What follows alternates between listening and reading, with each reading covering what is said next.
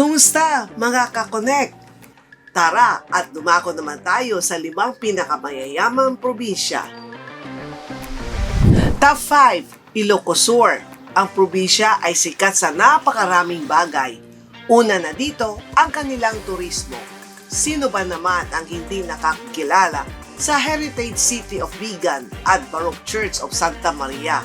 Hindi magpapadaig ang agrikultura, masagana din sila sa palay, mais, mga gulay at prutas. Maunlad din ang kanilang loom weaving, furniture, jewelry at slipper making. Malaki rin ang ambag ng ceramics at food processing. Pero ang industriya ng bulak, tabako at indigo ang itinuturong dahilan ng pag-angat ng kanilang ekonomiya noong first half ng 19th century.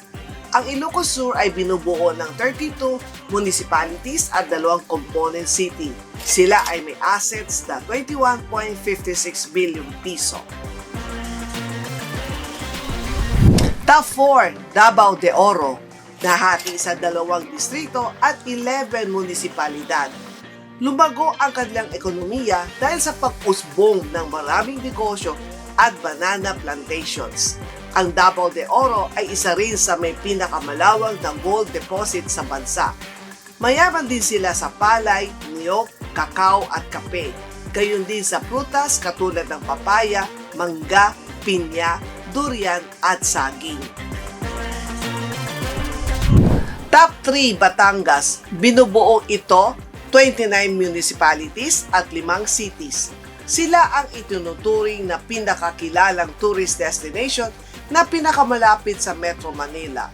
Paborito ng mga turista ang kanilang beaches, diving spots at mga isla, pati na rin ang mga ancestral houses at churches.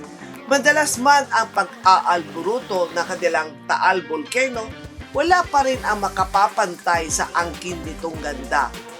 Pinya ang panlaban nila pagdating sa agrikultura. Ngayon ay tahanan na rin sila ng 5 industrial parks na lumilikha ng maraming trabaho.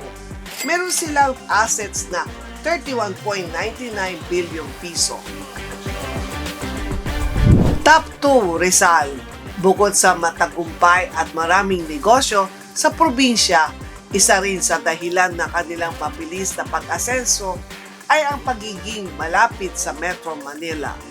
Binubuo ito ng 13 munisipalidad bago mag-1990s. Ang malawag na piggery estates ang paunahing source of economy ng Rizal.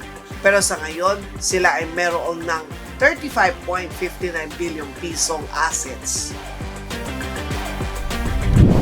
Bago ko sabihin ang top 1 na pinakamayamang probinsya, i-remind lang namin kayong mag-like, follow at subscribe sa aming social media pages na makikita sa screen para laging kayong updated, informed at connected. At ang top 1, Cebu, ang tinaguriang capital of the Catholic faith ng Pilipinas. Binubuo ito ng 3 independent cities, 6 na component cities at 44 municipalities. Nasa probinsya ng Cebu ang iba't ibang industriya kagaya ng manufacturing, wholesale at retail trade. Hindi rin mawawala ang real estate, professional at business services. Ang lahat ng industriyang ito ang nagdala sa Cebu sa unang pwesto. Sila ay may assets na 235.74 billion piso. Isa ka bang residente sa mga lugar ng aming nabanggit? I-share mo naman ang pinakamagandang kwento, tanawin o selebrasyon sa iyong lugar. Malay mo, yan na ang next topic sa susunod nating video. Salamat sa panunood mga ka-connect. Sana ay maraming kaming naibahagi sa inyo.